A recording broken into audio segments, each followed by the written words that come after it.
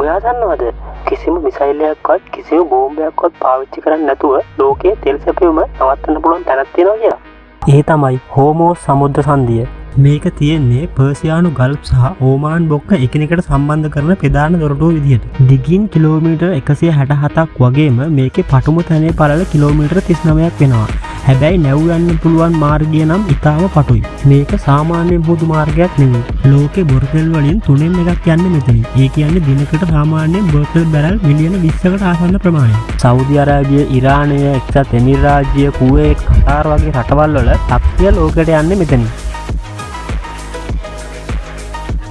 ඒ විතරක් නෙමෙයි LNG gas export කරන ලොකුම රට වන කටාර් වල ගෑස් යන්නේත් මෙතනින්. ඇත්තටම මේ සමුද්‍ර සංධිය පාලනය කරන්නේ කවුද? උතුරෙන් ඉරානය වගේම දකුණෙන් එක්සත් එමිරාජ්‍ය සමග ඕමානය. මේක ජාත්‍යන්තර මුහුදු මාර්ගයක් වුණත් ප්‍රායෝගිකව බලන්නේ මේ රටවල වල තියෙන බලපෑම.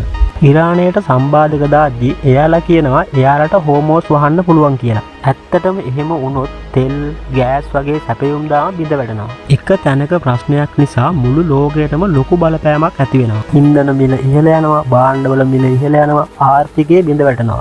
අපේ වගේ රටවල් වලට මේක ඍජුවම බලපානවා. මේක ලෝකේ බලවත් වෙපන් එකක්වත් ගන්න එකක්වත් නෙවෙයි. මේක තමයි හෝමෝස් සමුද්‍ර සංධිය. ඉතින් හෝමෝස් වැහුවොත් ලෝකේ ඉවරයිද?